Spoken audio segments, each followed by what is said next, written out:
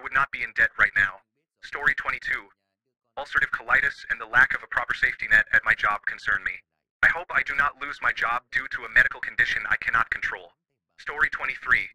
I have a comfortable job that provides a good life for starting my family, but I dislike it. I also feel trapped in a sales career because nothing offers the same compensation as I receive now, and I am not quite qualified for many other things I would like to pursue. Story 24. I do not live in a warm area. I reside in the Midwest and have always struggled with seasonal depression and feeling cold. I wonder how different my life would be in Florida, but I cannot bear the thought of leaving my family behind. Story 25. That constant feeling of not doing enough, even when I'm giving it my all, creeps in quietly and feels heavy.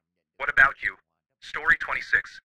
The struggle to love myself is an uphill battle, and some days I don't want to keep trying. However, I try to remember that, at the end of the day, it's just me.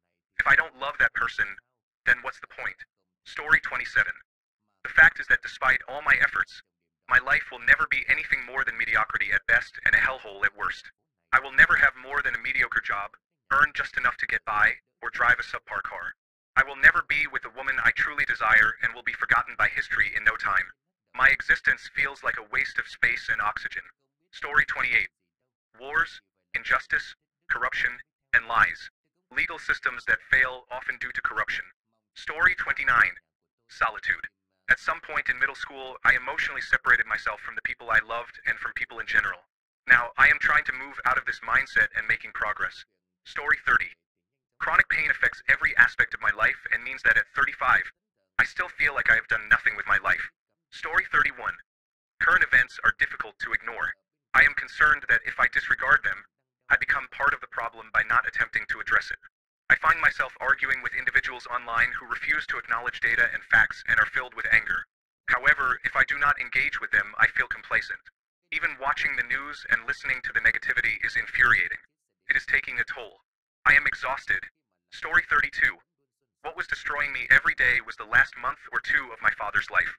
He had liver failure, and depending on the day, we could talk for hours when he was fully lucid. The next day, we would talk in a disturbing manner, saying things like, "I think I will just burn it. Just burn it." It felt like a game of who I would get from day to day. Story 33. I got a nose job and it looks horrible. I am also very aware that it does not feel like my nose.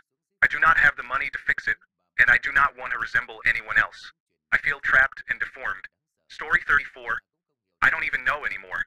I thought I was starved for affection, and now I believe that, although that's true, affection won't heal whatever is wrong inside me.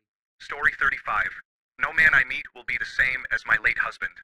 We can connect and have a great time, but it will always be different, and I find that difficult. Story 36. My family judges my every decision while watching my older brother live the life most people in their 30s dream of.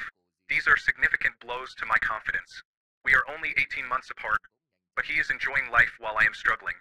My mom says I am kinder than my brother, but he is the luckier of the two of us. That is just wonderful. Story 37.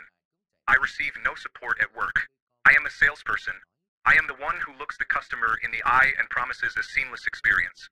Then things go wrong along the line because of people who are not paying attention and do not care, including my manager who just throws her hands up, rants and points fingers, which helps nothing when I have a justifiably disappointed or angry customer. The customer cancels. I lose my commission and my professional credibility because I represent a troubled organization. Meanwhile, everyone else simply carries on, not paying attention and not caring. They are still getting paid. Yes, it's wearing me down. Story 38. Work.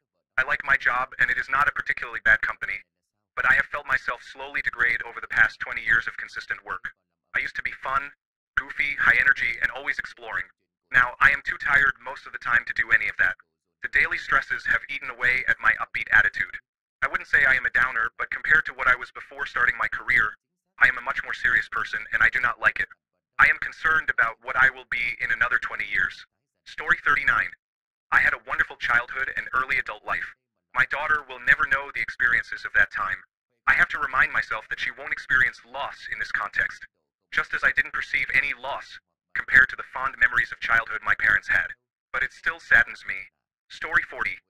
I understand your struggles with executive dysfunction and health paperwork. As someone with attention deficit hyperactivity disorder, these are two of my biggest challenges as well. For managing executive dysfunction, here are some strategies that have helped me. Break tasks into small steps. Sometimes starting with one small action builds momentum. Use timers and the Pomodoro technique to work in short bursts with breaks. Consider body doubling, which means having someone present, even virtually, while you work. Identify your most productive hours and schedule important tasks then. For handling health paperwork, I found it helpful to set aside specific times each week to tackle it gradually. Use a filing system, either physical or digital, to keep everything organized. Ask for help from a friend or family member if possible. The book Atomic Habits offers great tips for building better routines step by step, which can help with both issues. Be compassionate with yourself. These challenges are significant when living with attention deficit hyperactivity disorder. You're not lazy or broken. You're managing difficult symptoms. I hope some of these suggestions assist you in finding strategies that work. I developed systems to manage my own attention deficit hyperactivity disorder, which enabled me to become an entrepreneur. Now, I help others with attention deficit hyperactivity disorder through my company Scattermind. Feel free to reach out if you ever want to discuss strategies further.